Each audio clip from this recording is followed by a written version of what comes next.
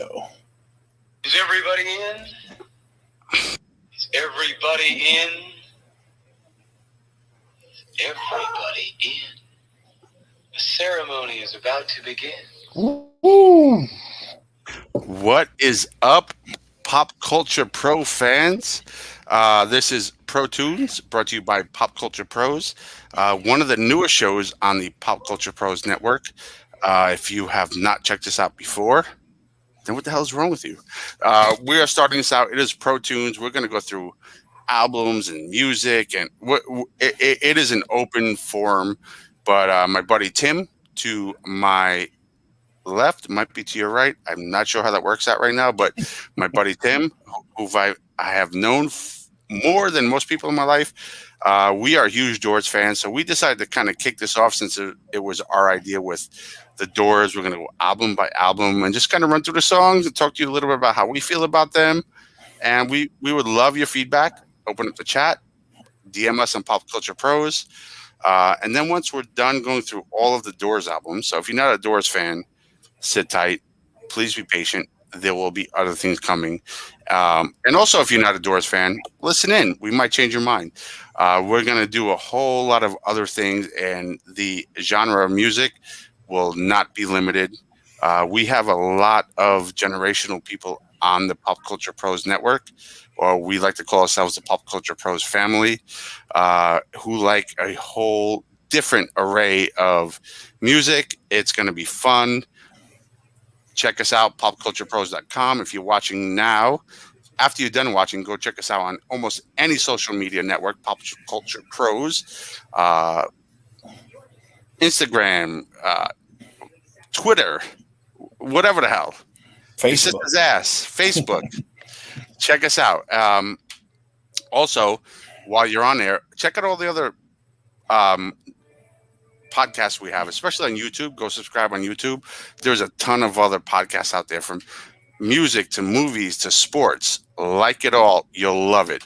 But this is Pop Culture Pros Pro Tunes Volume 3, The Doors, Waiting for the Sun. Waiting for the sun. Sorry, I had to hear a little bit. No, go for it, bro. We've been through the Doors' first album, the Doors' original LP, side A and B. We went through the second album, and now we're going through their third release, which came out in 1968. Tim, 68. Yep, July 3rd, 1968. Waiting for the Sun. And I'll let you jump in real quick. I'll just say that this album, and if you've been listening to the first two shows, you'll understand it. If not, go back and check us out. You'll enjoy the shows while you're working out, or whatever you're doing, driving your car. Put us on. But this album is, to me, the bridge between the Doors creating music for the studio to the Doors becoming the Doors. What's your take on that, Tim? Yeah, you know what? Let me apologize too, by the way. Because if you watch the first two shows, we kept saying, "Well, it's my fault." So I think I stuck it in your head, Keith. 5 albums, Yeah, 5 albums, and I was completely wrong. As a huge Doors fan, I punished myself. It's 6 studio albums. What threw me off, I think, is that "Waiting for the Sun," the single, the song, is not on "Waiting for the Sun," the album, which is kind of weird. So this is the third. Yeah, this is the third out of 6, not 5. So we do have 3 more to go after this. So stay patient.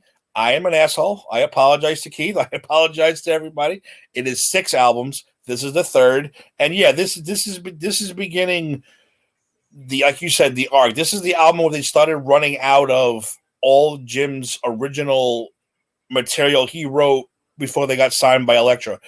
This is where, after this album, is where they all had to come up with new stuff and sit down and write new stuff, and that was hard to do considering Jim's problems. We'll call them.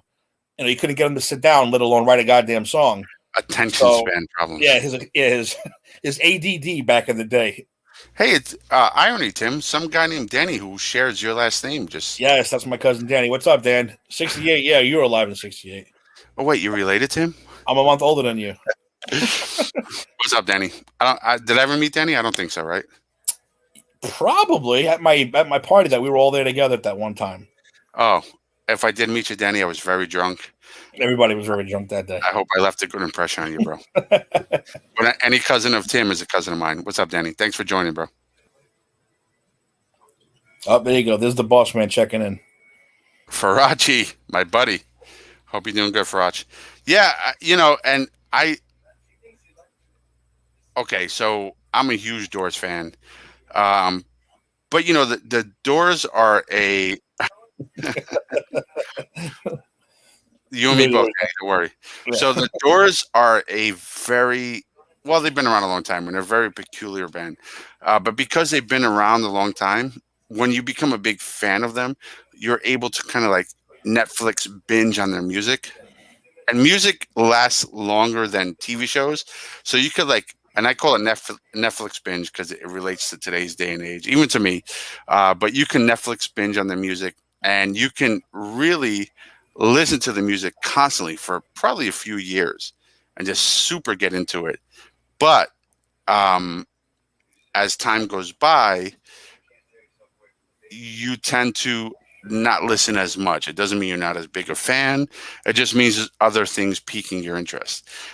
So this show has really brought me back to listening to more and more Doors. And I am so reinventing my Doors fandom and loving this music even more. I don't know about you, Tim. Yeah, just before I told you I was going to take a nap before we did the show, I put this album on and I put it right next to my head as I took a nap. So it kind of seeped in a little bit. But yeah, I've been digging it, man. I've been listening. I go backwards. If you look at what I've been buying off iTunes and all that stuff or streaming or whatever, I'm going backwards, dude. I am downloading stuff from the 50s, the 60s, the 70s. It's weird how as you get older, you go backwards. I can't stand this new shit they got going on today. And that's the thing. And thank God that we grew up in an age where there's such a huge catalog of music going backwards that we can live the rest of our lives reinventing and relearning and discovering new music. Because it's true, a lot of the stuff that comes out today is really not good. There's very few bands out there today that I totally respect. Mm-hmm. One of the bands I respect is Foo Fighters. Yep. Never respected them. Well, I didn't disrespect them or dislike them, but never really discovered them until my older and later years in life because they sounded very poppy. And then going back, just listen to them musically and their lyrics and how they play. They are a super talented, great band.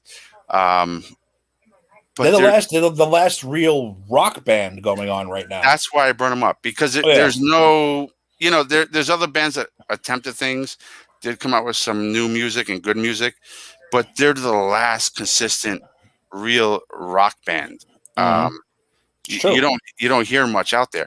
And going back into the Doors era, there was so many beautiful, amazing, the Beatles, Jimi Hendrix, Janis Joplin, the Doors, Rolling Stones, and Led Zeppelin started coming out towards their Doors' fourth or fifth album. Sabbath came out later. Oh, Sabbath is one of my favorites. You can go on and on and on, but my point is nowadays you don't have that variety. But also, going back, if you look at the Doors, they were so unique. And we've mentioned this before.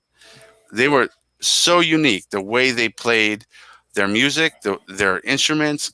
I think Ray Manzarek made that band most unique. What do you think? Yeah, absolutely. We've said it 100 times already. These aren't a bunch of guys that got together in a garage and said, hey, let's make a band. These are 4 well-educated, college-graduated, classically trained musicians who happen to stumble upon this crazy-ass crooner / screamer who can actually do whatever he wanted with his voice. And they made magic together. I mean, it's just a fact of what it is. I know a lot of people don't get it. I know a lot of people don't like them. They think they're, a little crazy, which, come on, Jim's lyrics are a little out there. But I mean, they're true rock songs. Your LA Women's, your Roadhouse Blues, your Light My Fires. Genius. It's all genius. And I said, if you listen to it individually, the way they put this together, it's just crazy how these 4 guys put this together. That's why I love them so much. It is. And to Farachi's point, Farachi can go reinvent this himself. And if you watch any of the banter on any other shows that Farachi and I are part of, you'll get that. But Farachi and I love to banter, love to argue. We love each other, but you know, he's in his car right now, so he don't see what I'm doing. Love you, Farachi. But let's just jump right into the first song, which is. Oh, wait. I wanted to do something different though, because Go ahead. this is really weird though. The first single, actually, I know the first single on the album is "Hello, I Love You," but the first song released as a single was "The Unknown Soldier," which I think is a very, very, very weird song to release as your first single off an album. I don't know why. It's just that's not your typical traditional. Let's grab everyone's attention with this song. So I mean, it's obviously super political. It's super, of the time. It's super Vietnam, and I said it's a really odd choice considering the other 10 songs on this album. So what do you think of them releasing this single first? Well, right before I jump into that, I just want to put up Farachi's comment, since he is the founder of Pop Culture Pros. And if you're not a part of Pop Culture Pros, again, I'll tell you, check us out on every social media network, Pop Culture Pros, #PCP. Like us, follow us. You will not regret it, especially on YouTube. But Farachi had said, I feel like the Doors, it's either you get it or you just don't. And that makes a lot of sense because Jim Morrison is very, some of his songs, like "Hello, I Love You," for example, it's just straightforward. It's a poppy type song. But most of his music is very poetic, very puzzling in the lyrics. Either you feel it and understand it or you don't. The instruments itself are very unique, as we have touched on in the past. But to answer your question directly, before I go completely off the rails, which I've been known to do, it is a very political song. And just to bring everybody back, since I took us all into another universe, we're talking about "The Unknown Soldier" that Tim asked about. And at least I recognize that I go off the rails, right? So "Unknown Soldier," it is a very political song. And I listened to it today, and I know you and I have really enjoyed that song together. And personally, I've really enjoyed that song. And I listened to it today, and I got distracted. I listened to it probably about 3 times today because I knew we were doing this album. And the first time I listened to it, I was distracted. Why? Because a lot of the sound effects, I'll say, where and I think it's Jim, if I'm not mistaken, he's playing like a drill sergeant or like a commander in the military. Yep. And he's got an army with him. He's like, "Present, ho!" And the sound effects sounded so canned. What I mean by canned, just like cheap, reused. But then I listened to it the second time and I realized they aren't canned sounds. They aren't cheap sounds. It's actually Jim creating those sounds. And then when I listened to it the third time, I realized Jim is a military brat. I wouldn't call him a brat, but it rings a bell when I say military brat. He was raised by a military family. His father was a major general, right, Tim? Was it major general? He admiral, I believe. I think he was admiral, an admiral or something. He was big time. So in the song, there's a portion of the song where you hear soldiers marching, and the commander telling them to stop, the commander telling them to present arms, the commander telling them to fire.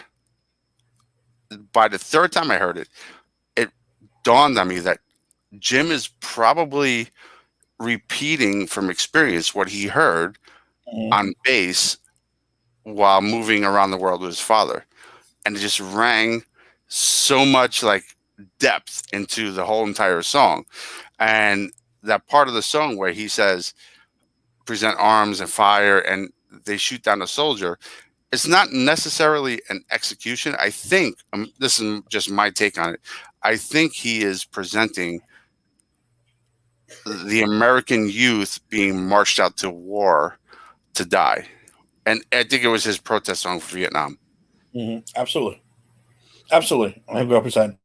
And this is one of those songs, too, I know we talk about it a lot. You have to see them do this live because it's a spectacle. Jim will come out. He'll do a little march. He kind of puts his arms behind his back, ties himself to the microphone stand. Robbie will come out with the guitar and act like a gun, and they'll have that brrr, and they'll drag it out. They love to drag shit out. And then bam, that hits the drum and Jim fucking drops to the ground. And again, he'll lay there for as long as he feels like, and then he'll come back in with "Make a Grave for the Unknown Soldier." So goddamn good. It is so good to watch that song. I think Hollywood Bowl did it the best, if I'm not mistaken. That was the one that they saw. But yeah, it's an unusual choice for a first single. So I don't know. I just thought it was a very unusual choice considering they had "Hello, I Love You" in the tank. Keith, I can't hear you. Where'd you go? Hello. Yeah, I don't know if it's you. It might be me because you couldn't hear me. Can you hear me now? Yeah. You were muted. Oh, was I? Okay, well, there you go. But you sounded very choppy, and I've been dealing with, Blue Stream. But they've been doing maintenance, and it's been interfering with work and everything else. I will say, everybody complains about Blue Stream, which is like a weird, different provider in Coral Springs. They have been great since the whole pandemic. I have had minimal issues, but they've been doing what they call maintenance, and I've been dealing with issues. So if I go out, just text me or call me. I got my phone on vibrate. But Keith goes on mute sometimes. I do, Farach. You're right. Going back to the comments real quick. Farachi, Danny Tabala, DT, as opposed to TNT, said, I want to do peyote because of Jim, and I'd probably never want to do it. But G Money, buddy we grew up with in Woodside. We love G. So many hits. He loves the Doors too. We know that. Farachi had said, I've been listening, and now I looked. Keith, what up is your body? I wore that blue shirt, Farach, the one I wore during putting the books a couple weeks back where I started disappearing. So I just eliminated my body this time around to try to minimize. It looks good with the background, though. It looks good with the background. It does. Your shoulder's Jim's eyeball. I came home really quick. I would have put on a black or blue shirt, which I normally do for the show. Oh, look at Ray chilling on your whole left side. It's pretty awesome. Oh, let's cuddle, Ray. Me and Ray are cuddling. So that's what it is for us. I'm wearing that blue striped shirt. George says that music can get you lost and deep. And Farach tagged his brother. So since he tagged his brother, real quick, we'll dedicate this show, if you're all right with that, Tim, to Stuart again this week. Stuart, we love you, bro. Kick ass and listen to us. I hope you enjoy the show. Stay strong, anyway, bro. Stay strong. Stay strong, my brother.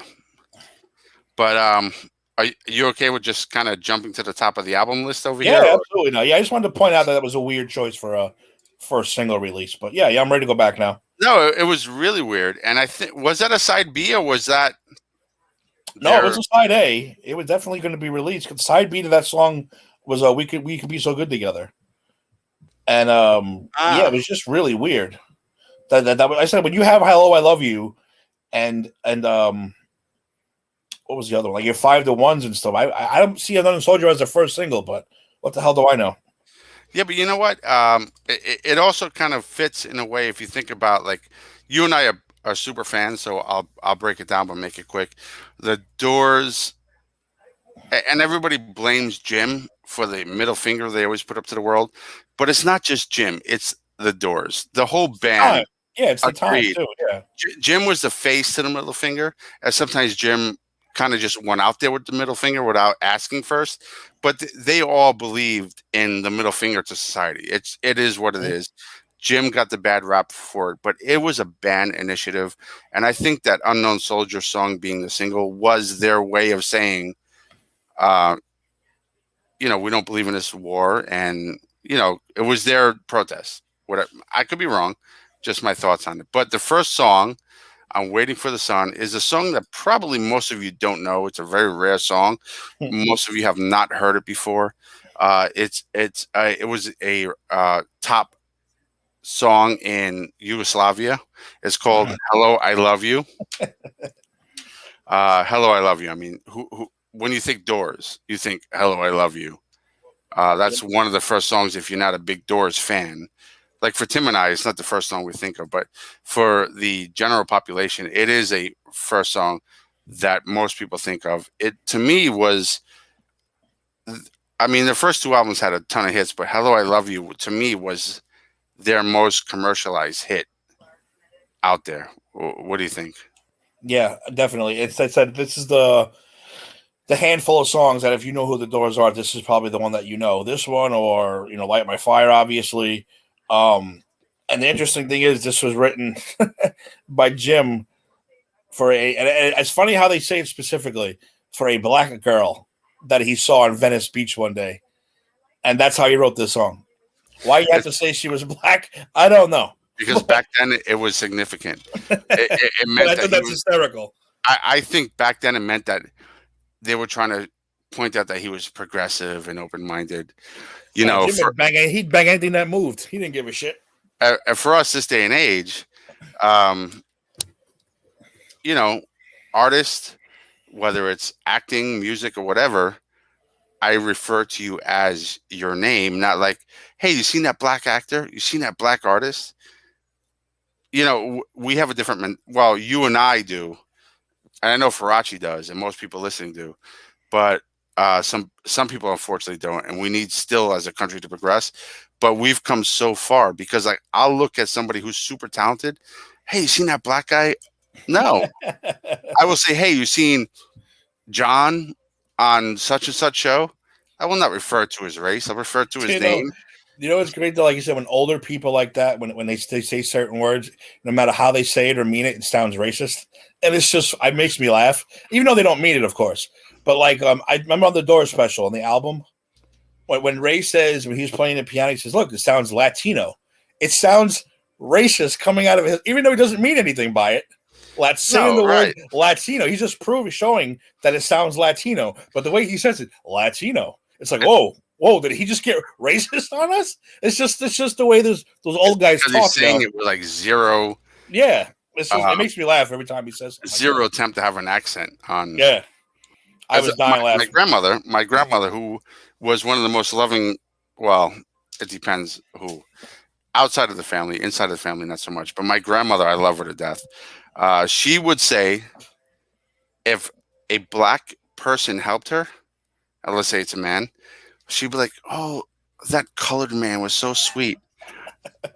And in her mind, she was saying something nice. And normal. And we grew up in a more progressive age, and I would be so embarrassed. I'd be like, "Okay, Grandma, why don't you ask him his name instead of calling him that colored man?" But it's just it is an age thing. It is a thing that we need to be responsible for, and we need to make sure we are progressing our kids to not have that same ignorance that our parents and grandparents had. Not that our parents and grandparents were bad, but yeah, it's just we're responsible as parents to graduate our kids to that next age of acceptance and understanding that we're all the same shit. Doesn't matter your skin, But anyway, I'm going off into a whole other tangent here. Race to me is a very personal thing. I hate racism, and if we start talking about it, I can literally talk about it for 3-4 hours. That's a whole separate show. Yeah, no, it is and I'm sure I'd aggravate a lot of people because I would tell a lot of people about themselves because I seriously hate racism. It's the most disgusting, worst thing in the entire world. But the second song on the album is Love Street. Speaking of... I'm sneezing here. I'm sorry. Speaking of acceptance and not being racist, she lives on Love Street, lingers long on Love Street. Do you have any facts about this song that you can enlighten our people with? Yeah, real quick, though. Hello, I Love You, by the way, was number one. And it was number one at the same time as Jose Feliciano's version of Light My Fire. That's hysterical. So they had the Doors had two songs at number one at the same time on one chart and on the other chart. I guess it was the Latino chart and the American chart. So I think that's a pretty cool little thing to do. And we talked about the Jose Feliciano version, didn't we, in the first album? Yeah, Yeah, that's hysterical. So the Doors had 2 number ones. Wait, at the same time. yeah, right. And one was not sung by them, ironically. But okay. Yeah. Love Street. Love Street was actually a poem before it was a song, written by Jim about some street in where they lived with Pam. So this is kind of like the first real Pam song, because we talked about the other 2 albums had all his breakup songs with his other girl, Mary, whatever the hell her name was. We always forget her name. And this kind of seems the first song that pops up as far as Pam goes. Pam, his lifelong partner, if you want to call her that. Not that he was ever faithful. Well, maybe at the end he was. But, he was. She was the muse to his whacked out poetry. He loved the hell out of her. And he sharded as much as Danny Tabala sharded his pants for her. I was trying to ignore it. I didn't want to bring it up again. I can't ignore that. Go on. So, yeah, this is kind of the first Pam song. Love Street is actually some street I believe was in Laurel Canyon, California. Yeah, man. And he mentions the store that they used to always go to. There's a store where the creatures meet. That's a store that he was used to across the street from where they were. Everything Jim writes is, means something. And I love this song. I think this is like a sweet, you don't picture this song coming from Jim. Maybe the poetry in his head sounded different, but when the Doors added the music, it became like a very non-Jim song. But I think it's fantastic. Yeah, I think it's amazing. I think that it shows, like you said, a whole different side of Jim. And, he loved Pam to his own detriment, as we all know. Like, we don't know what happened at the end. We don't know what involved him overdosing, if that's exactly what happened, or Pam's involvement in that. But we do know that she was with him all the way up to that point. We also know that Jim did whatever he wanted to do. That's true. So that it's not like anything is Pam's fault. And eventually, unfortunately, I think that it was a lot more than she could handle, and she ended up. How does she die? Overdose, also, right? Yeah, she did later on. Not too long after either. Not too long after. Yeah, very sad. Because she probably just got so upset at what he did, and we'll get into this later towards like the end of the albums. But just a quick thing. It came across like Jim was not aiming to do that, and it was kind of an accident. Not that anybody aims to overdose, but like he specifically did not want to die, from what I understand, and it karma caught up with him, or his what Tim had said in the past, especially in our first episode, his willingness or desire to push the envelope or get on to the other side. Break on. Yeah, I don't know. I don't want to know. I have friends that I grew up with that have overdosed. I don't want to know what's in their mind. I don't want to understand it, because that's a whole other realm. So I'm not trying to understand Jim's reasoning behind that, but I don't think he wanted to die. Well, he didn't really overdose technically. I don't think he was really on the hard stuff at the end. His technical, he died of coronary failure. All the drugs, destroyed his heart to the point where, at 27 years old, if you're having major congestive heart failure like that, you fucked up. It really wasn't an overdose. It was more of everything finally caught up. And plus, him, he don't go to the doctor. He's one of those dudes. I'm not going to no doctor. I'll fucking go to a shaman medicine man. He'll do a little dance and I'll be okay for the rest of the day. So he didn't really take care of himself. So he got sick and refused to go to the doctor. Hopped in a tub one day and I had a massive heart attack. So, he OD'd, but he didn't OD. He OD'd on life. And then it finally caught up with him. Yeah, I don't think. Again, I have no idea. You know what I mean? But I have to imagine, like, because I know, like, everything kind of, like, piled up on him. The whole Miami situation, which we will get into down the line on the show, a little quick teaser and everything else. But I know he was feeling a lot of the pressure, a lot of weight on his shoulder, and that's kind of why he went to France. And when he went there, typical Jim, he made a lot of friends, in high friends in wrong places, Mhm.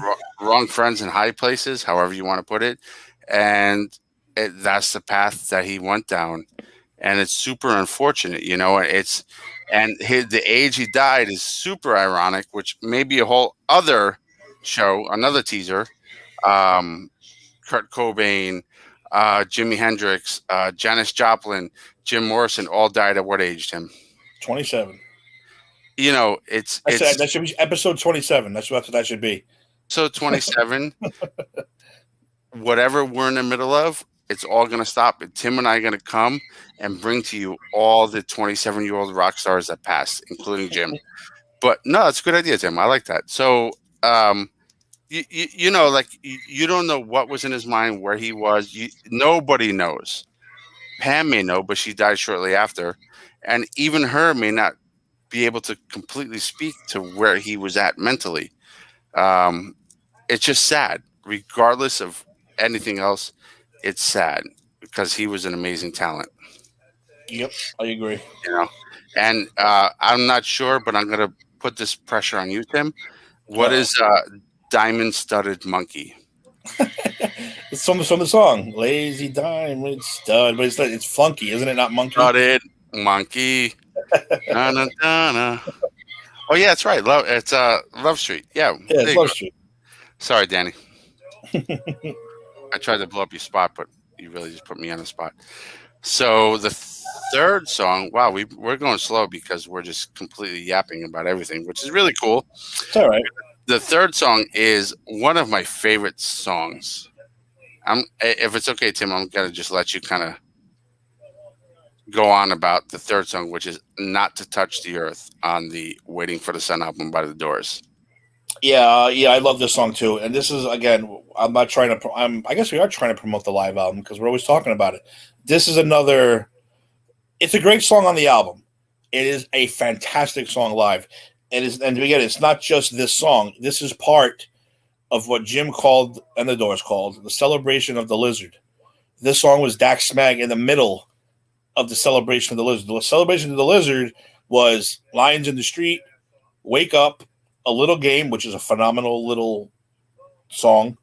The Hill Dwellers, Not to Touch the Earth, Name to the Kingdom, and the Palace of Exile. Point your left hand upwards, Yes. Tim. Me? Yeah. There you go. Celebration of the Lizard.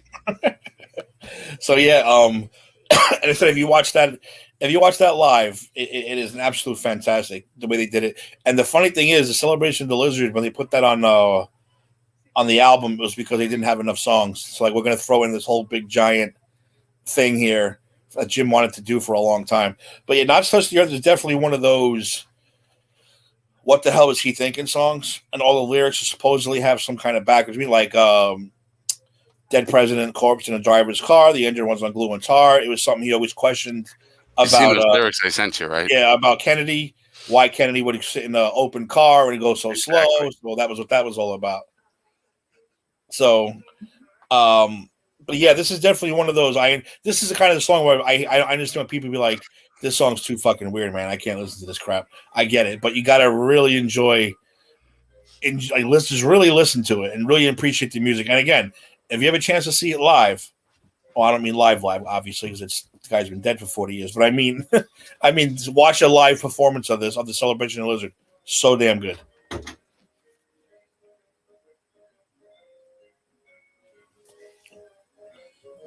Keith, you're out again.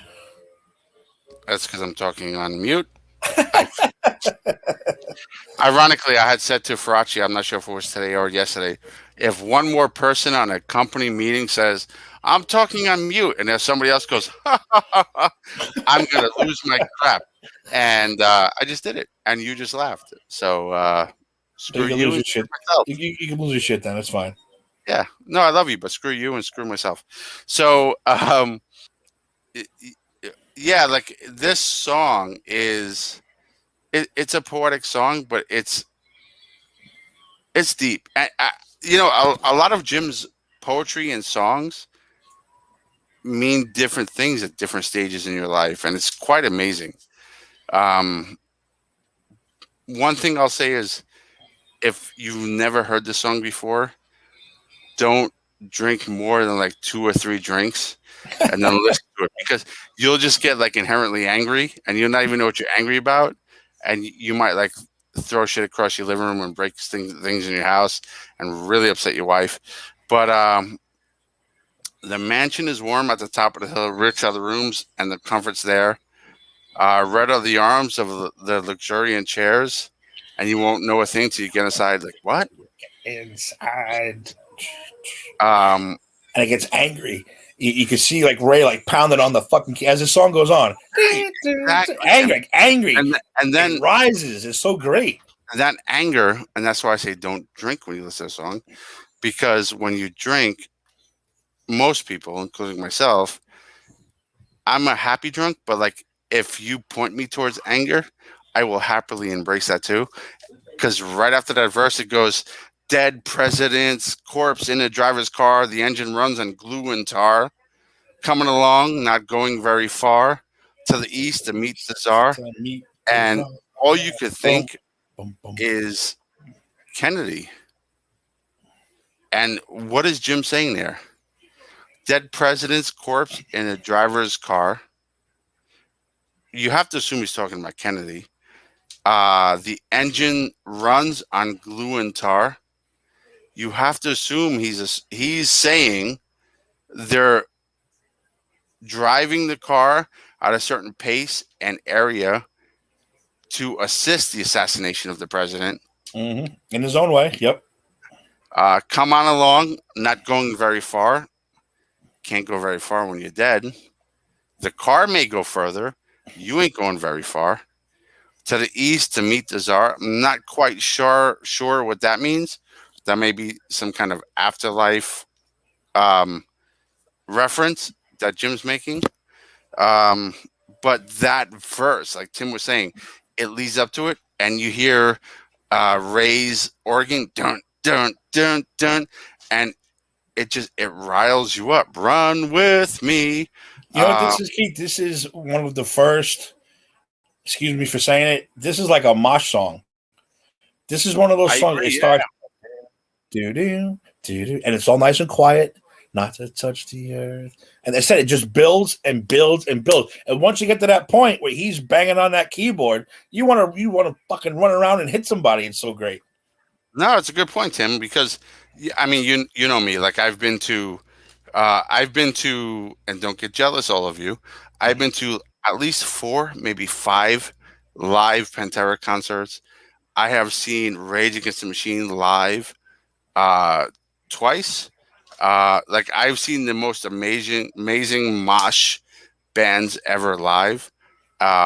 So from that experience, I have to say Tim is 100% right, because that song, it just riles you up. Like you just want to get out there and start swinging and moshing and just like, but out of love.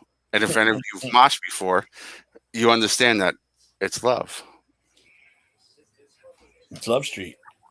It lingers long on Love Street. But yeah, I recommend watching Celebration of the Lizard. Again, that's probably on the Hollywood Bowl. They do a good version of that. It's so good live. It's just another great. You gotta watch Jim.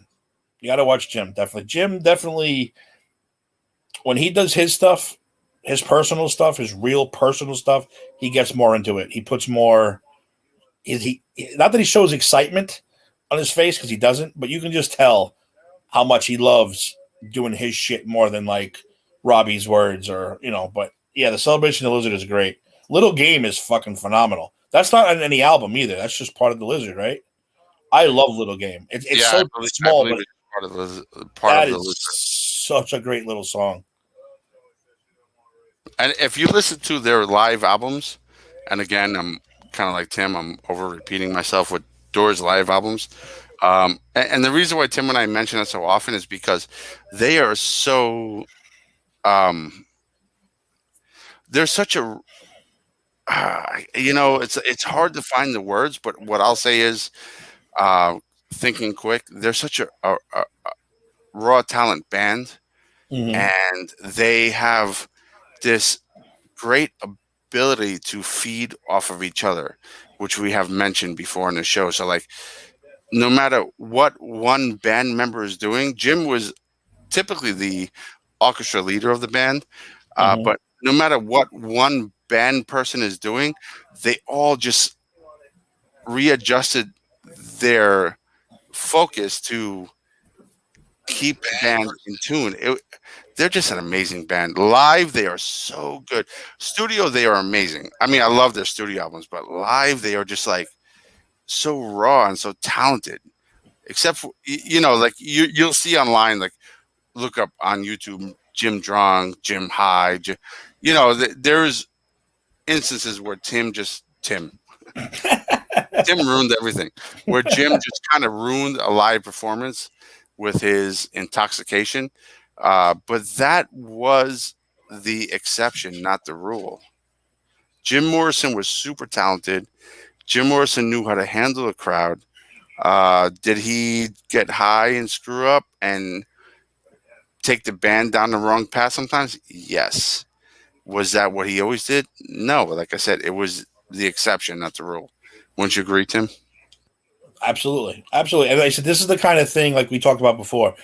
Some people might not like them. They don't get it. You either get it, you don't. But if you're just listening to, he has weird lyrics. I get that. But if you're not paying attention to the music, to the guitar, to the keyboard, to the drums, you're really missing out on one of the great bands of all time, and how they all mix together and how they all come together, and how they said they took this guy who never sang before and turned him into one of the greatest bands of all time. You're really missing out. I understand the lyrics get a little strange. Of course they do. But you said you really have to listen because you're missing out. And truthfully, before the Doors, what other band had one guy playing electronic organ and piano, drum, bass guitar, and lead guitar and vocals? It was such a weird combination, and they reinvented a certain genre of music. They were just so good. It was just, I mean, I'm a huge fan, so maybe I'm biased, but to me, they really, really are pioneers. And I don't think anybody, to my knowledge, has ever repeated the talent and no, I agree. Yeah, the music that they have ever produced. RD, hey RD. What's up, RD? He says, wait, Jim Morrison used drugs? No, Jim Morrison was sober. He was an AA participant and flagship person of Narcotics Anonymous. Yeah, so what we were saying, RD, is honestly, what we were getting across, and I think we have in the last two shows. And if you didn't catch the last two shows, check us out, Pop Culture Pros. Go to YouTube. There's a lot of shows out there because Pop Culture Pros has a complete, huge genre of different videos, from music to wrestling to sports. But check out our shows, the last two shows. We kind of touched on that a little bit in saying that Jim, yes, he abused, but it wasn't to the point of like Oliver Stone portrayed. It was more like Jim pushing boundaries and things like that. Oh, we'll talk about that too at the end. Yeah, we'll get more into that. But welcome to the show, RD. We appreciate you, bro. Thanks for tuning in. Check out our other shows. I hope you enjoy it. This is the third one, so there's two before this. Let's do it while you're at work, driving your car, at the gym, or whatever else you're doing on Pop Culture Pros. On YouTube, Facebook, Instagram, your sister's ass, or wherever else. Anchor, Spotify, iTunes, all that shit. Yeah, I can't even keep up with it. I just know, like, I'm old, so I'm a Facebook person. I go to YouTube because my kids are there, and Instagram because my kids are there, and YouTube because that's where I learned to do everything else that I can't do in life. Exactly. If you don't know to do something, you go to YouTube it. So the next song, just moving right along, if that's okay with you, Tim. Absolutely. Next song is, I think we're at Summer's Almost Gone. Yep. We're only on the fourth song, so we're going to have to start. So this song to me, like I don't have a lot to say on this song. It's a nice song, as I've always said with the Doors.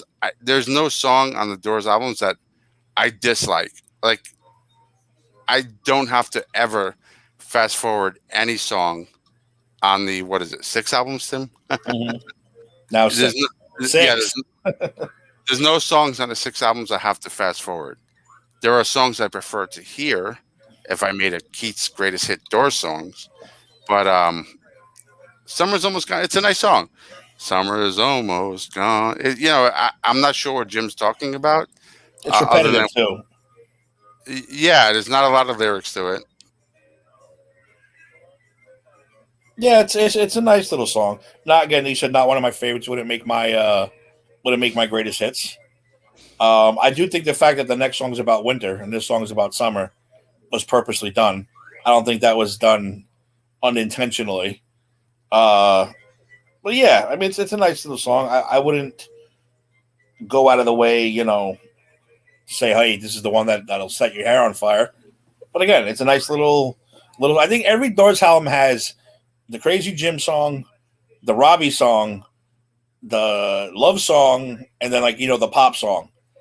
Where this one fits, I don't know exactly, but it's a nice little song. I'm not gonna bash it. I'm not gonna sit here and say it's the greatest thing ever. But I do think the next 2 songs were put on this album on purpose. Summer and Winter. Something was going on there. That's not a coincidence. That Summer and Winter are back to back. You're probably right, and I think the Doors. I don't know if they did it for every album, but I know for at least almost all their albums, they didn't really believe, and you mentioned this, Tim, in song credit. Like Jim wrote this, Robbie wrote this, Ray wrote this. It was a Doors song. So like maybe Jim wrote the lyrics, but he didn't feel responsible to take credit for the song because everybody else wrote the music, or maybe Robbie wrote the music and Jim, so Jim was very, Jim could have easily taken over the leadership of that band, and he was very humble. He was like, we're a band. And he was a front man. Every once in a while, you saw his little ego kick in, but he was a front man. But he was more into like, we are the Doors. So I don't know where the song comes from. If I had to take a guess, I don't think this is Jim poetry. I think this is more like kind of maybe a Robbie Krieger type of thing. But who knows? It's a nice song. It's enjoyable, and like you said, Tim, it probably was not a coincidence, being that it came from Summer's Almost Gone, Wintertime Love, right? So we're just going to jump right into the last song on side A,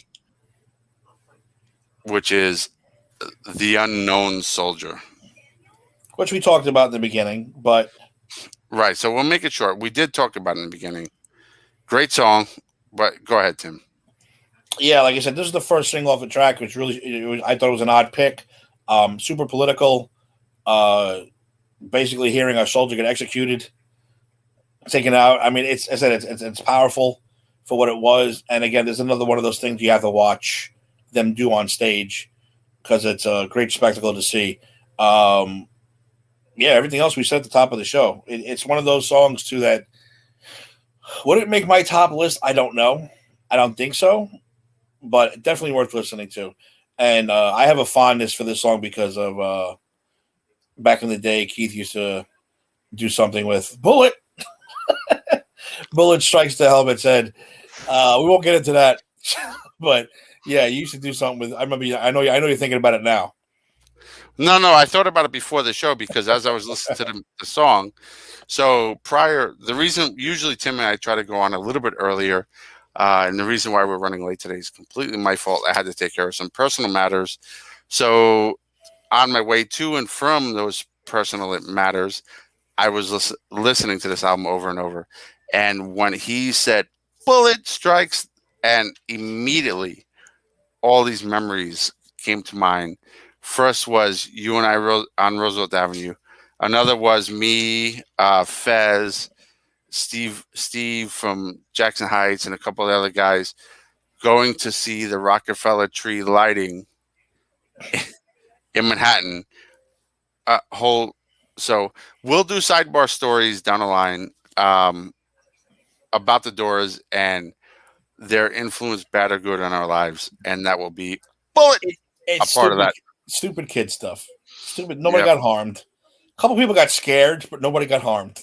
Well, yeah, and I was very good at scaring people because I'm big and imposing, and normally I was hanging out with like at least 5 to 10 people, so it's like pink elephants on the 7 train. That was another thing. Yep. Anyway, so all right, RD, you sold. Good job, brother. Hey, I'm sure RD is a part of Pop Culture Pro since he's watching us.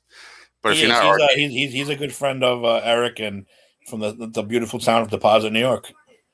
oh, cool. Deposit. Go on YouTube and subscribe there if you haven't already. And if you have not, shame on you. Hurry up and do it. So the next song on the album, and ironically, if you want to hear the next song, what do you have to do, Tim? You got to flip it over. Flip that record over, baby. What do you mean? B. How do you Side do that? B. Well, see, back in the day, there's a little thing called a record, and you had to take it up and flip it, and then put a needle down on the other side. Side B, it was called. You kids would know nothing about that. Then again, I know nothing about that either. By the time I started getting the music, I had 8 tracks, and then cassettes, then CDs. I still like CDs, by the way. I'm more cloud person now, believe it or not. Like I don't want DVDs. I'm done with I don't want clutter. Put everything in the cloud. And I was like, well, what if the internet goes down? Well, then that means the world ended. And I'm not really gonna care about DVDs and music at that point. I just want survival.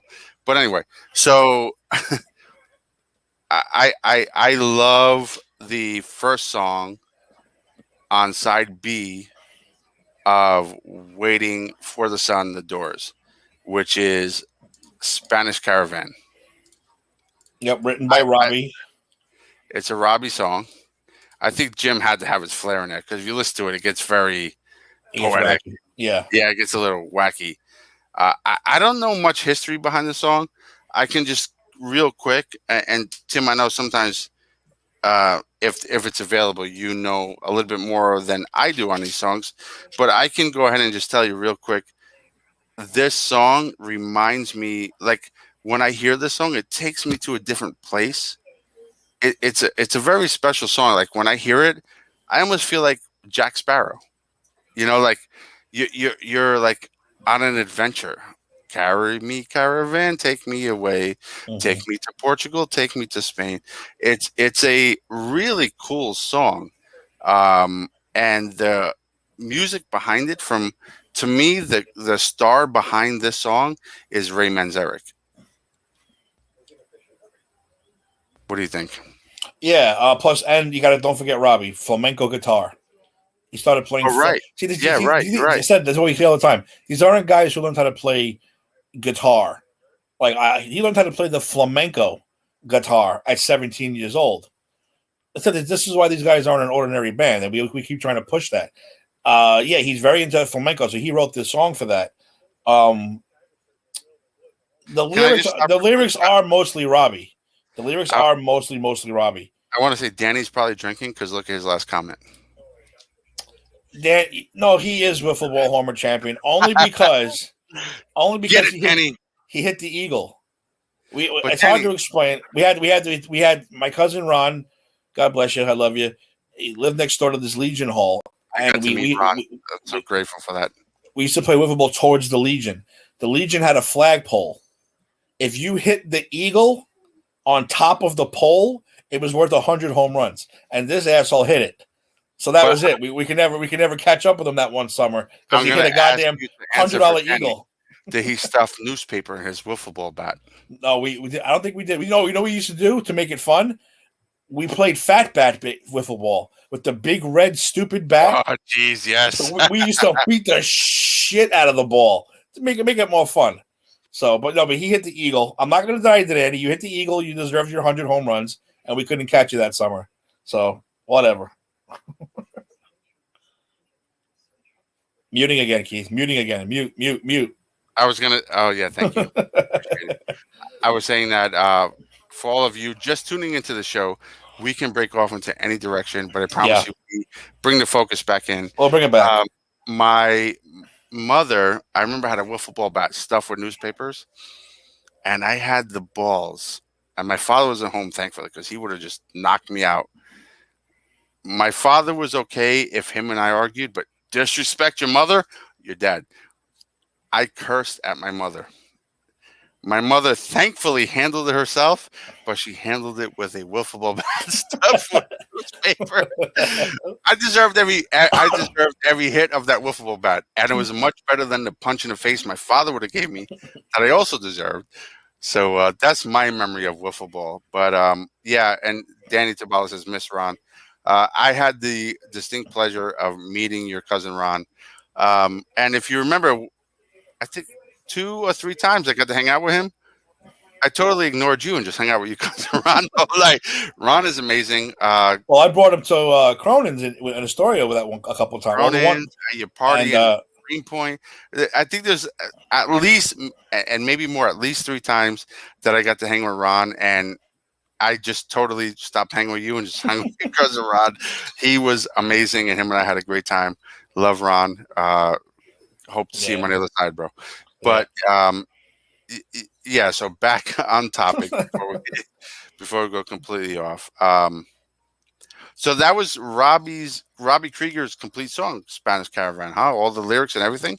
Yeah, and yeah, it was. And he also got I read here they also got sued a little bit by some band who I don't think this band just didn't like the fact that the Doors were doing a song called Spanish Caravan. So they kind of took ownership of the opening riff or something like that, and they sued. But they didn't really win. They won, but they didn't win. That's how Robbie put it. It's like they were just some band who I think was upset that these 4 hippies made a song called Spanish Caravan with this one guy playing flamenco guitar. But yeah, I mean, this is a song more I like them. I would probably enjoy this better as an instrumental than the lyrics. I dig the instrumental. The lyrics, all right, but yeah, I like the music in this song, not so much the lyrics. I don't know if it's you or me, but you just totally froze, and you were saying the lyrics, and then you look like this. Let me see. No, my Wi-Fi is okay, so I don't know. Like I said, it could be me because my Wi-Fi provider has been doing maintenance. But I actually really like the lyrics because, like I said, it takes me to a place. Like it paints a picture for me. And the best way, like I was saying before, for me to explain it is to people who are not from our era or like 20, 30 years before, is it reminds me of like being on a Black Pearl with Jack Sparrow, Carry me, caravan, take me away, take me to Portugal, take me to Spain. Andalusia with Fulls of Grain, I have seen you and seen you again. And then he starts talking about treasure and going to different silver and gold in the mountains of Spain. Take me to Spanish Caravan. Yes, I know you can. It may not be what he's saying, but for me personally, it took me into this other place. So like maybe when I was a teenager, listening to Waiting for the Sun, I would smoke a doobie, and all of a sudden I'm like this pirate on a ship. Like it did something for me. So that's my thing, and I enjoyed the hell out of it. Good. And the next one is really good. You and I love this song. I know that because you and I, when we were kids, we would steal Frank Connolly's VHS recorder. And I'm sorry, Frank, and thank you so much for being not patient at the time, but patient now with us stealing your recorder. Tim and I did it a lot more than you know. Sorry, Tim. But we did a couple of these parodies of My Wild Love. It's a great song. I mean, it's a raw song. It doesn't have a lot of instrumental. It just feels like they're hanging around a campfire and they're just like chanting. Very high. Definitely very acid, high, yep. Acid, peyote, one of those kind of. Yeah, it's very, very, what's the word? Feral. Like a feral animal type song, especially the way it builds. but this is definitely a Jim song. This is one of those songs where I get that people don't like the Doors. I get it. You don't like them because of this kind of song. But yeah, man, I absolutely. This is phenomenal. This song. This is because of the movie too. The movie made us. I think when we saw the movie, we really liked this part. This is one of the Because parts that really grabbed us. Yeah, they're all in the desert. They're all high. They're all stupid. They're all saying dumb shit. And but meanwhile, Jim's having the out of body experience with the Indian and the desert, and everyone else is a bunch of morons.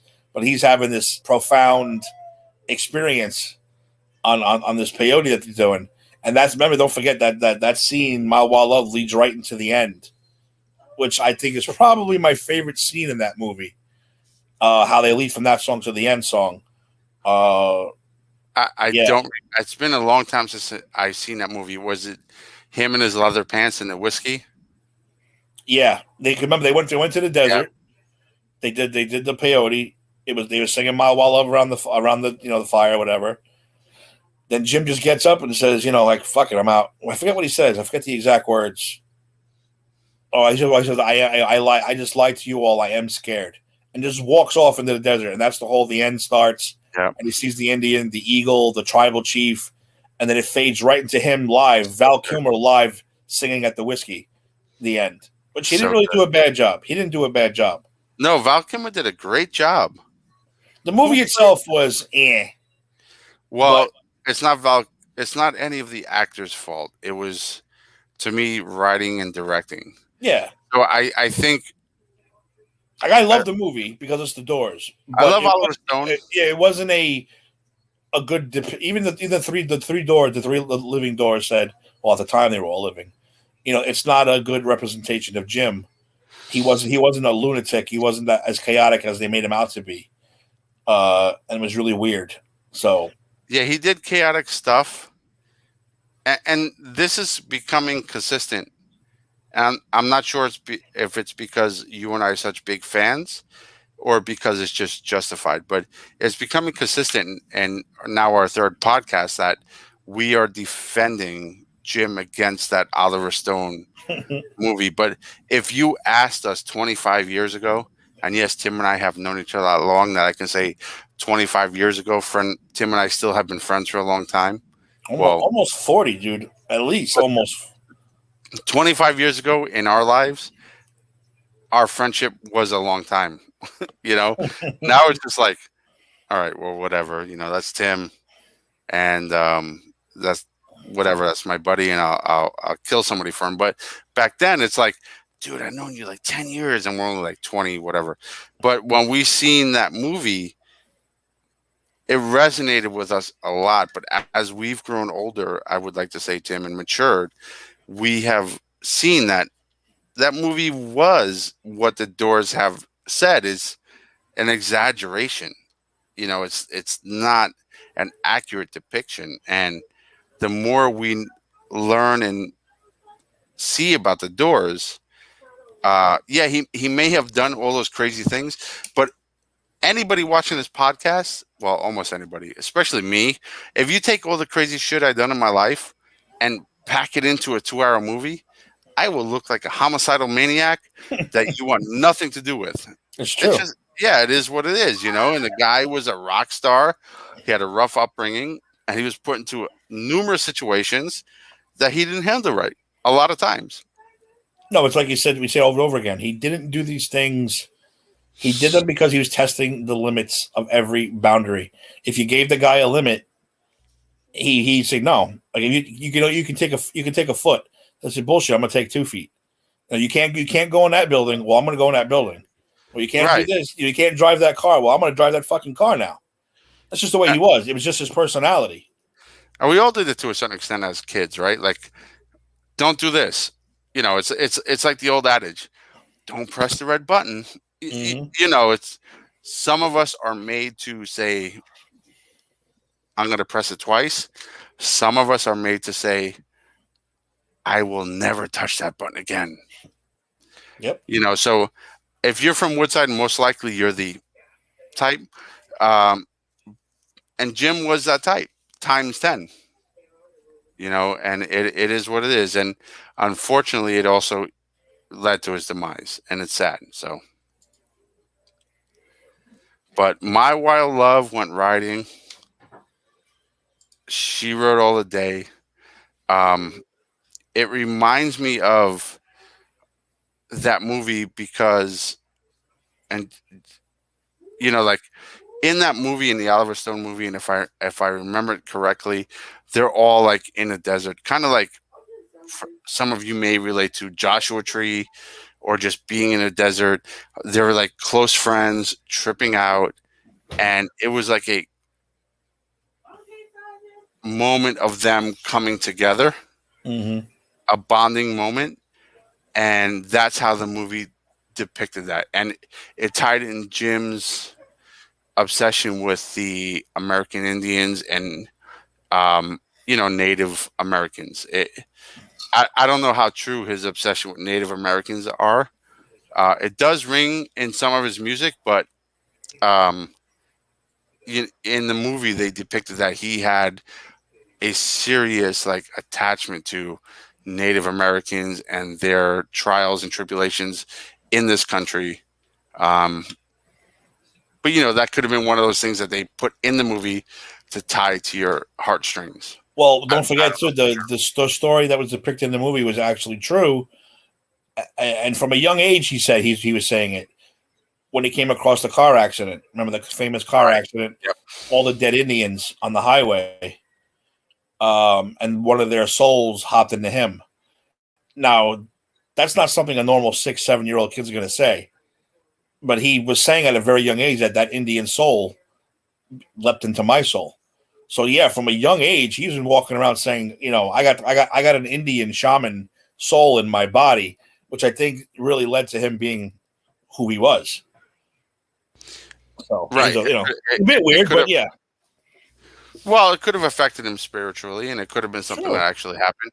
Like I always say, like when you have kids, for like when you and I were kids, Tim, not as much. Our parents didn't do that as much, but their parents more to them. Anytime you would say like this happened to me, or I saw this, and it was something a little off the wall, you were completely dismissed, shut down, and treated like you're just an idiot. Like when you and I were kids, maybe it was only half the time because our parents were more open-minded because they grew up through the 60s or the 50s and they seen more things, the beginning of rock and roll, the war era.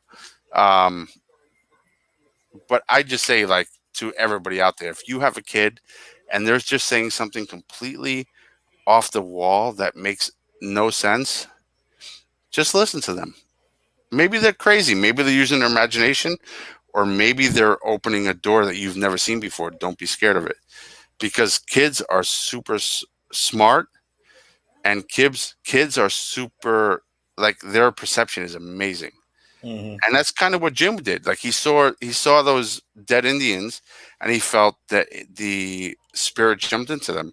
Is he crazy? Maybe. But if your kid just said to you while you passed a bunch of dead Indians on the road, Tim, like, Jax, I felt like one of those dead Indians jumped into me, would you just tell him you're fucking crazy, or would you just say, hey, let's talk about this? I'd probably shit my pants. Right, let's talk about this. Because maybe he's just being crazy, or maybe there's something real about it. Anyway. Who's that? C-Ray? That's Eric. Another deposit resident. What's up, Blake? What's going on? How do you pronounce the first name? Sire? It's Eric. It's just backwards. Eric. So, quick, funny story. Eric you posted something about somebody with a bike in the middle of the street, and Eric had posted a joke. Hey, Keith, I didn't realize you were in New York. And I totally overlooked the whole entire fact that he was just trying to insult me. And I was like, no, I'm still in Florida. Farachi pinged me separately, was like, I think Eric was just trying to make fun of you. And I was like, oh, well, I completely dismissed his joke, so F him. Sorry, Eric. Love you, bro. I'm always open for an insult because I'm always to give an insult. Yeah, so the next song on the album, we are really going off the rails on this particular show, aren't we? It's all right. That's what they're made for. Was We Could Be So Good Together. Now, this is a song I'm just going to be quick about this. This is a song that helps you as the fan who may or may not have been a fan of the Doors before, listen to our podcast, understand the range of Jim Morrison's voice. Because hello, I love, obviously, I don't have that singing voice, right? But hello, I love you. And then 5, 2, 1. And then he turns around right in the middle of an album, actually his third album, and just goes, "We could be so good together," like Deep. like a Broadway singer. And his range of vocals is so impressive. And this song, to me, I'm not a big fan of the song. I don't hate it. Like I said, there's no Doors song I hate, but this song really just shows you another level of his range, and it's so he's amazing. Yeah, definitely. At first, I thought it was a kind of a love song. It's very poppy. This is their pop song, I think, on this album. Like I said, I think they have at least one on every album. Well, maybe not the last two, but we'll get to that anyway. Probably the last three. It starts getting dark after this. But yeah, at first I thought it was like kind of like a we can be so good together to a woman or to a girl. But I think now, after listening to it a few times over the past week, I think it's more about the hippies. Like, let's all get together. We could be so good together. We can make a change together. We could do all these things together.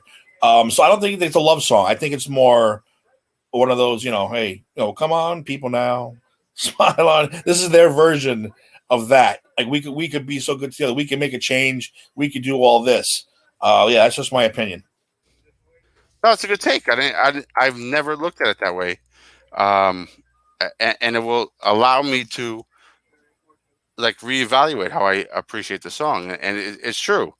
Come on, people now, smile on your brother. So, yeah, no, but that was a unity song. To me, I thought of the song as a love song.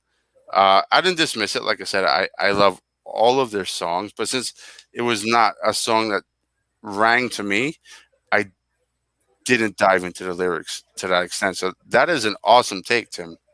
I'm definitely gonna re-listen to the song either tonight or tomorrow with that thought in mind. Thank you, bro. Sure, man. Like I said, you let's do it 3, 4, 5 times, like I do for the like as soon as we're done with this, Salt Parade's going to start on my list. Just keep listening to it over and over again. After a while, it's kind of like, yeah, I think this is their fucking come together song. That's to me, just me. Like I said, I might be wrong. It could be about a fucking dog for all I know. No, it's true. And if that's how it seems to me. If you get stuck in your own, like how many albums I've listened to, thousands upon thousands of albums, across bands and genres. And how many albums have you listened to and a song pops up and you kind of dismiss it because it doesn't hit you here? Mm-hmm. Yeah, it's true.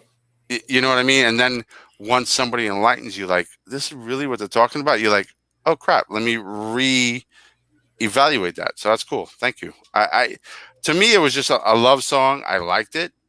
I had no issue against it, but I never dove deeper into it. But I'm looking at the lyrics. Tell me about the world that we'll invent. Wanton world with lament, enterprise, expedition, invitation, and invention. Yeah, so good together. It makes sense what you're saying. That's pretty cool. I'm going to have to re-listen to that with a different mindset. Cool. Let's go Doors, but let's go Mets first. Sorry, Tim. Oh, that's the Mets. Stop bringing up the Mets. We have to put a limit. We have to put a limit on this Mets stuff. Well, I'm just saying that, Well, Lindor and the Mets can be so good to anyway. Save it for Wednesday. The next song, and if you don't know what that means you're not subscribing to Pop Culture Pros, the Put in the Book show. There's also the Empire 161 is about the Yankees, and if you don't know about that means you're not subscribed, and shame on you. The next song on the Doors album is Yes, The River Knows. Another Robbie. This is a big Robbie song. Just want You to can, say that this is where they ran out of Jim songs. This is what they're talking about. How Jim's original group of records ran out. So this is why a lot of other songs had to be written by Robbie. He wrote most of it anyway. Robbie was good at writing songs. I will say that. But if you listen to the song, you know it's not a Jim song at the same time. No, you can tell right away. You know what I mean? Like Robbie was very talented. Light My Fire. That was all inspired by Robbie, and then little tweaks and additions there by the rest. But that was a Robbie song. Mm-hmm. So, Please Believe Me, The River Told Me. I would just so love to play these songs. At least like 30 or 40-minute clips, second. Not I know. minute. I wish we could.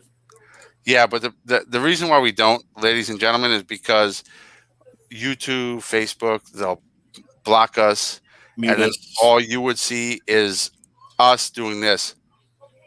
Yeah, bastards. And they don't block out the song part. They'll block out like a minute to make sure they get it all. Well, even more than that. And what I remember, we were doing the Put in the Book show, and we played a wrestling song, whatever it was, or something, and they blocked out like the first 40 minutes of our podcast. And Faraci had to go back, grab the audio, match it with the video. It's not worth it. So all we're doing is just kind of chatting with you and encouraging you to go check this music out. If we didn't believe in this music, we would just tell you it sucks. Don't listen to it. But the Doors are amazing. Listen to it with an open mind. But yes, the River Knows is a Robbie song, like Tim said. It's a good song. I don't have much to say on it. It's a good song. It helps you carry over to the next song. And I wouldn't put it on my top favorite songs, but No, there's not much to say about it. There's a couple of interpretations, none really worth mentioning. Like one person went as far as to say it was about suicide because of the song about there's lyrics about drinking too much wine or some shit. I don't know. I think people are digging a little too deep into that. I think Robbie just wrote like a nice little ballad, and that's all it was meant to be. I think every song means something, people. Right. And everything's up to interpretation, and that's the best artist. Their music does not mean the same thing to everybody. Mm-hmm. Like, think of, for example, let me think of a song. Elton John, Tiny Dancer. A lot of people may not like Elton John. They may not believe his politics, or they may be a homophobe. Whatever you are, Elton John is an amazing artist. And if you listen to the song Tiny Dancer, I think emotionally that song hits everybody emotionally a different way. It's a great freaking song. Mm-hmm. Amazing. Great song. Different artists than the Doors, but my point being that the songs who are made by great artists attack you in different ways and speak to you in different ways. The artist may be singing about their grandmother's sister's uncle's roommate's niece, and to you it may mean like the answer to your marriage and relationship with your children. Who knows? You know what I mean? It's just that music is beautiful that way. Am I yapping too much, Tim? No, not at all. I love it. I love every minute of it. And let's get to that last one now, because that last one, again, another phenomenal song. I think the second to last one is Yes, the River Knows. Yes. Not much to say about it. Like you said, it's a ballad. I don't think there's anything too much, behind it. Robbie wrote it. Decent song. Wouldn't put it on my list, but it's pretty decent.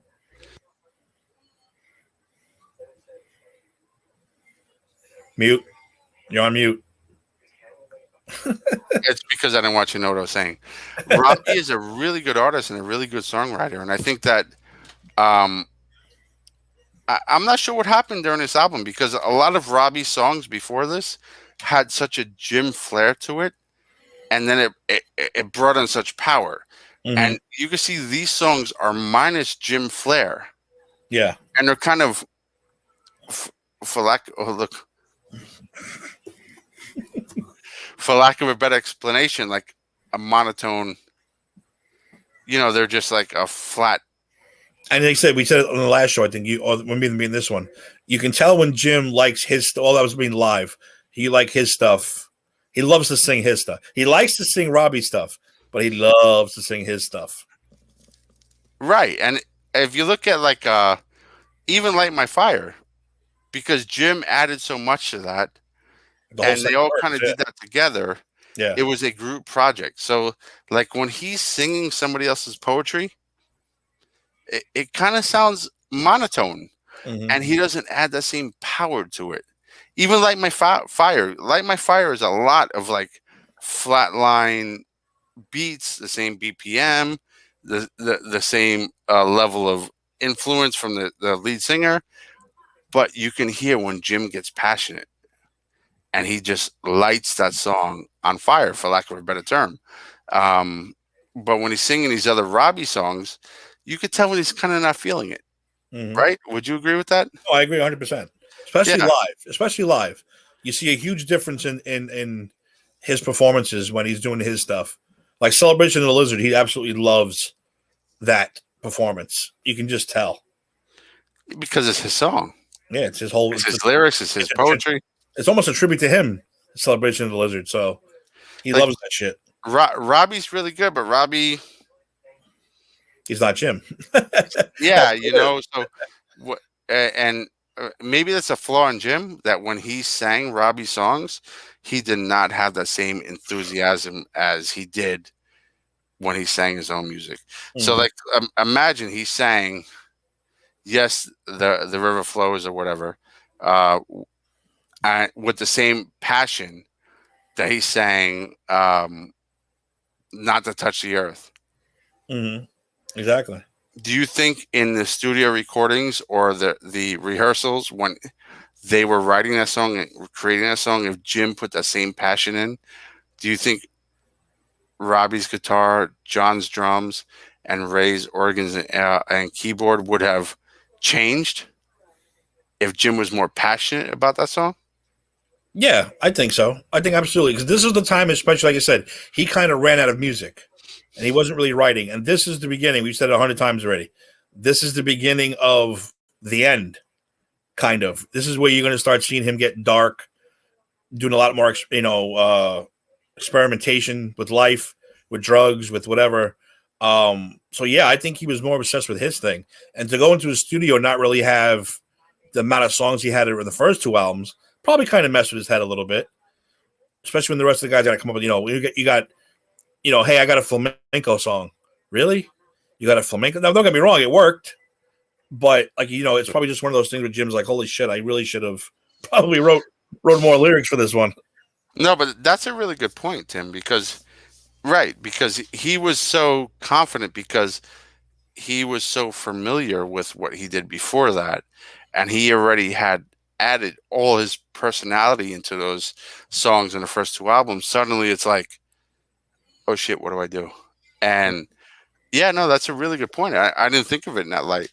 So when he started singing Jim's songs, Robbie's songs, he got nervous. And, because there is a pressure, I'm sure, I don't know, obviously, from experience, but I'm sure there's a pressure where Jim was like, we have to produce. This is our third album. First two albums were huge. We have to produce. I don't have anything. And this is a year. This is, by the way, this is a year. This is 1968. They released two albums in 67. That's how quickly these first three albums came along. All stuff they had recorded, already written together. Mm-hmm. Yep. Which you would know if you watched the first two Pro Tunes Doors shows, and if you haven't, shame on you. Go back and watch it. But yeah, that's a really good point. I didn't think of it that way. So he may have just felt such tremendous pressure, because Robbie was adding all these different songs, and he didn't know how to add his own flair to it. So yeah, that's a great point. I didn't think of it that way. Who knows if it's true? None of us will ever know because, he's dead and whatever. But so then it comes the last song on the album, which is called what, Tim? 5-1, baby. Love this song, man. I was jamming out on the train. On the train, I was jamming out to this today. I was getting all headbanging and everything to this one today. It is a great song. This is definitely a Jim Morrison Doors song. Like there's no doubt in your mind. If you never heard a Doors song until you started watching our 3 shows, and I played this for you, said, "Who is this?" That's the fucking Doors. You're gonna know it right off the bat. It's super political. It's just like a mean. I don't know how to describe mean. Not mean. It's a tough song. I want to say. A lot of things in this song that it can be interpreted in several different ways. Such a great song, though. And before you tell me about what you like about it, I just come across this, which I think is phenomenal. The guitar solo on Pearl Jam's "Alive" was based on Ace Frehley's guitar solo on the Kiss song "She," which in turn was based on Robbie Krieger's solo in 5-1. So how great is that? Not everybody steals. Everybody steals. They just change a little thing here and there. And it's all based. I think that's a phenomenal reference. And you know what? In general, like if you're stealing riffs, but altering them a little bit to be your own, I personally think that's a complete compliment.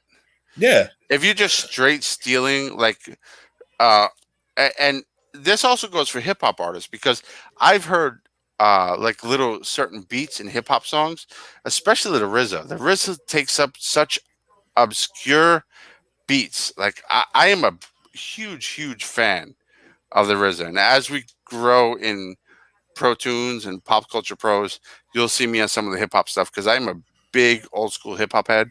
The RZA is. Someone's gonna do Wu-Tang. You know, someone's gonna want to do Wu-Tang. I'll be on that because the RZA to me is.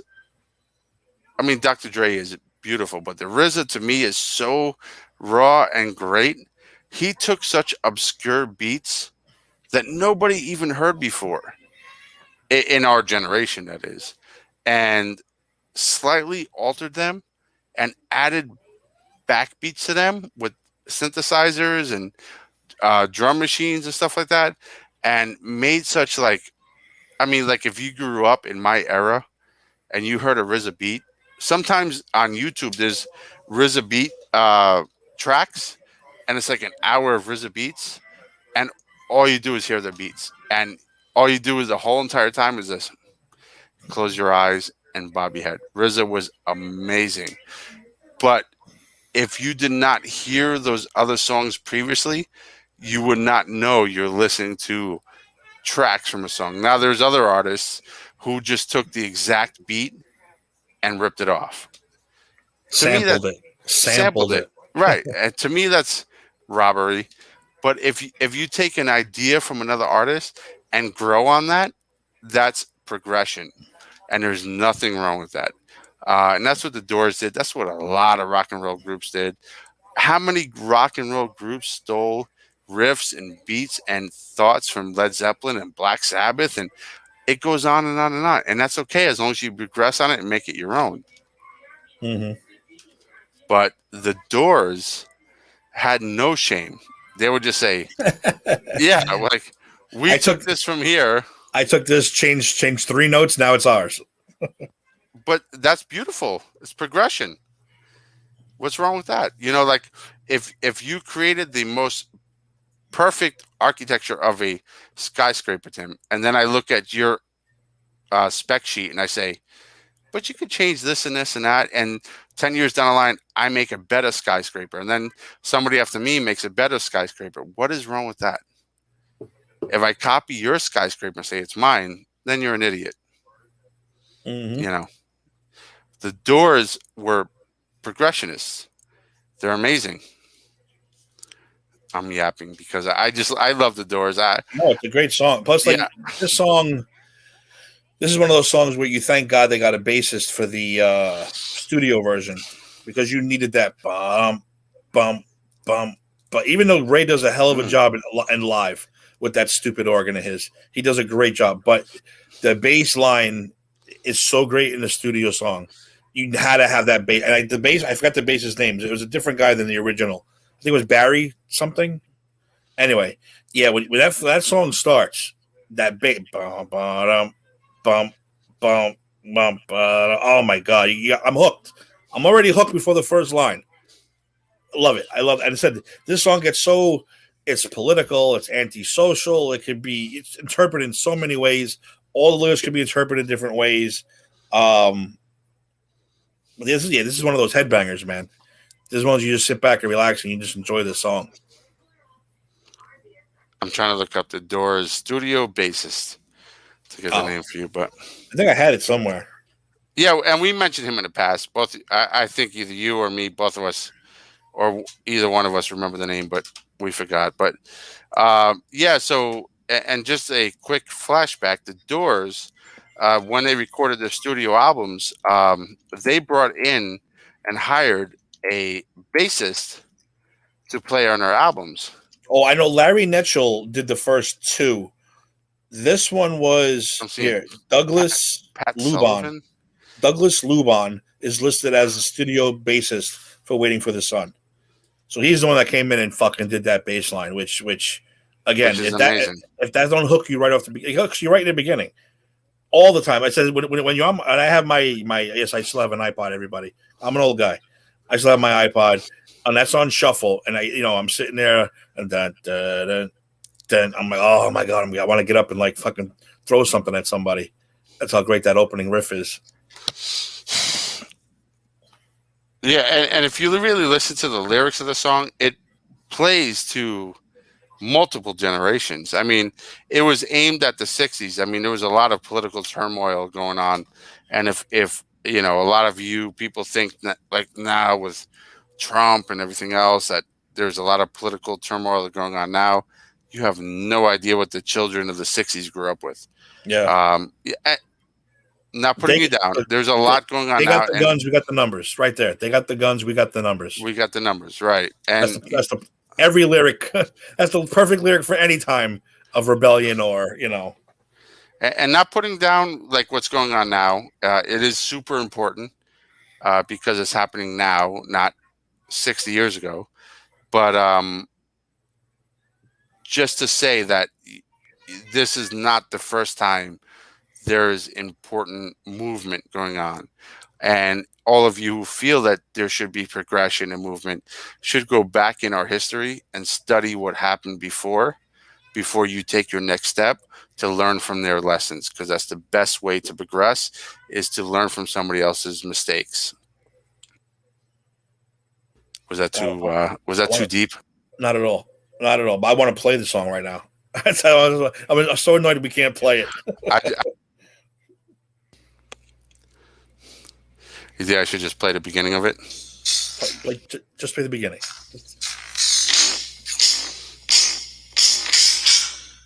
So great. That's it. That's all I want to hear.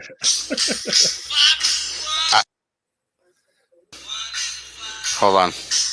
I muted in between so that way they don't censor us. But if you had don't, and if you don't know better, it almost does sound like John is doing that, because John and that's a huge compliment to John, because he was so talented that he was able to duplicate that live. Mm-hmm. And it sounds amazing. If you really listen to it, sounds kind of like marching, an organ, soldiers marching, kind of like a march in a way. That's a good point. Yep. Yeah, I mean, I think this whole song is, I don't get political. Keith, I fucking hate discussing it, talking about it. But this is one of those, I think, great political protest songs out there. I agree, and you and I have discussed this on many times, that I try not to overly involve myself with politics. Like I will go out there and say, like, wear a mask. That's not politics. That's just fucking common sense. Or yes, it's wrong that if your skin is black, you're automatically judged by certain law enforcement. And that is a minority. Let me just say that, because I also support law enforcement. So I will say things that people consider political, but to me, I consider common sense. But this song here was like almost like a call to arms, almost like, yeah, Trump standing at the podium saying, "Let's go attack the." Wait, is that political too? Because I do A believe. little bit. Yeah. Well, anyway, listen, I do believe that politics are important, and I do believe what's right is right. So I'm not going to shy from saying when something is wrong, but I also understand that people get super upset and sensitive, and there is a middle ground to a lot of things. One thing there's not a middle ground to is racism. There's no middle ground to that. You're racist or you're not. Hatred, you hate or you don't, and things of that nature. But anyway, again, I'm yapping. But that's my political boundaries. I don't go further than that because I just don't see the benefit for myself. But 5-1 is one of my all-time favorite Doors songs. Mm-hmm. Definitely great. How long we been doing this show for today? Hour and a half. Wow.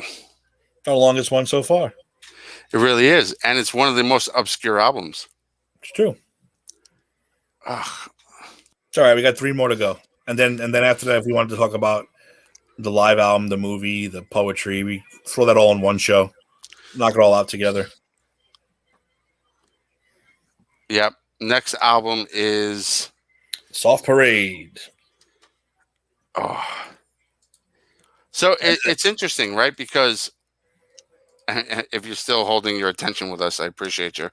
But it's interesting because, like I was saying in the beginning of this podcast, the Doors in this album, Waiting for the Sun, kind of broke the boundary into the new style that they went into. Like they went from like what the studio wanted to like what they want to do. And to me, Waiting for the Sun was kind of like touching on that, like dipping your toes in the water. And Soft Parade, they put both ankles in the water. All hell breaks loose after that. All hell breaks loose after that. That's a good point. That's going to be a good one. But again, it's 9 songs. None of them. Only the Soft Parade is 8 minutes long. Everything else is 2 minutes. Oh no, Shaman's Blues is 4:50. Shaman Blues is a great song. They get to the point, man. That's what I'm saying. They get to the point, and you can definitely tell Jim started writing again with the Soft Parade. Right, because it gets very weird, and a lot of the songs are in between. Mm-hmm. You know what I mean? Like you don't see Robbie's influence on. Maybe I don't know who wrote "Touch Me." Robbie wrote "Touch Me." Right, that's a Robbie song. But you don't see Robbie's influence as much on the Soft Parade as you do on Waiting for the Sun. Yeah, even though he wrote quite a few songs on Soft Parade. Yeah, but it's more like I said. I guess it's like their angry album in a way. Before they kind of calmed down and went into the Morrison Hotel, which, like you said, it starts getting real bluesy, real rock and roll, real blues jazz type for the last 2 albums. This one seems to be the peak of their anger or their rebellion or whatever. I really like. I mean, I love all their albums. I really like this album, but to me, after this album, things get amazing with the Doors. Yeah. I'm surprised. The fact that they said they couldn't get Jim into the studio half the time, but he did some of his best shit after this. When he finally did get in the studio, and again, there's no. He didn't record "L.A. Woman" sitting on the toilet like they fucking depicted in the movie. But I would, if that was true, that would be the greatest thing ever.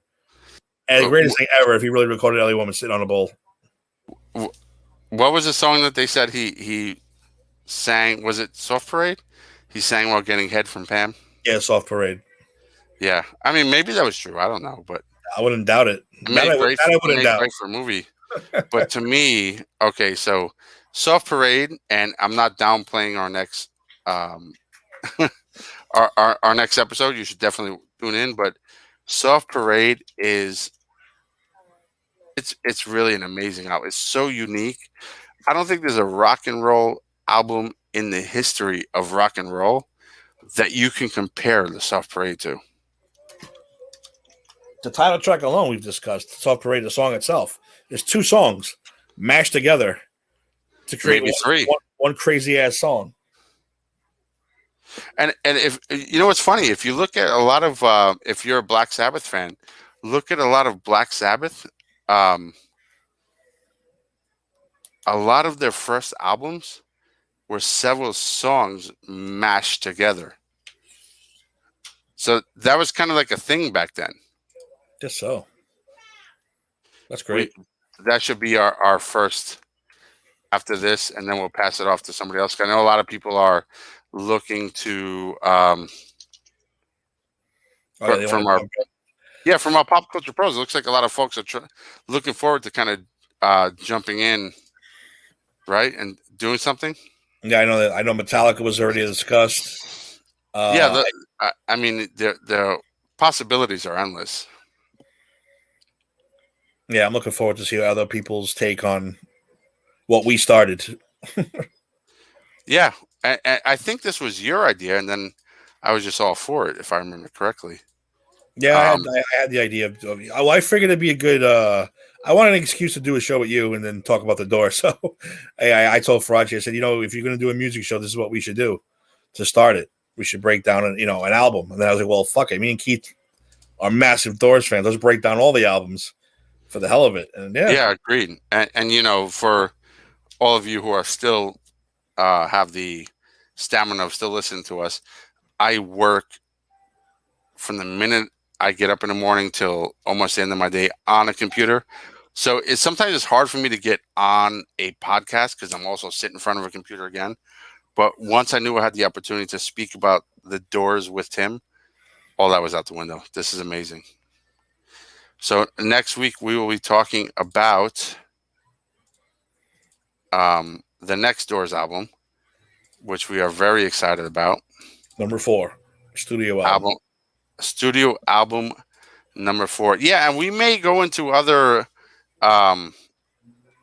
Doors albums because, as we mentioned, there are some Doors live albums, and a lot of the songs obviously we're going to cover along the line here through our discography or whatever you want to say. But the live albums have a different take.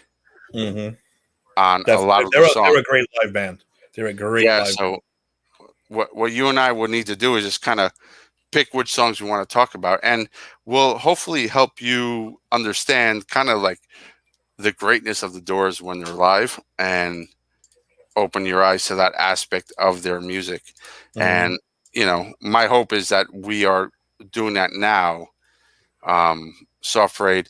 I am super, super excited about getting to Morrison Hotel, which is to me one of my favorite Doors albums ever. So I'm super excited to getting to that point with all of you. But I think we should start wrapping this up because we're heading on 2 hours and probably nobody's going to be paying attention to us at this point. We should just go offline and chat if we need to talk beyond this. Yeah, man, definitely. I'm looking forward to next week, too. It's awesome. Yeah, next week we'll try to keep it a little shorter. Our first 2 weeks, we kept it a little shorter. This week, probably more my fault because I was running late. So I had a couple of drinks before we got online. So I'm just super let's hang out mode. But I just want to say thank you to Pop Culture Pros for giving us this forum. Thank you to my good friend, Stephen Farachi. We love you, bro. And thank you to Tim for bringing this idea to fruition. And thank you to Farachi for allowing us to bring Pro Tunes to Pop Culture Pros. And we just hope that a lot of our Pop Culture Pro family carry this forum and kick ass with it. Go forward.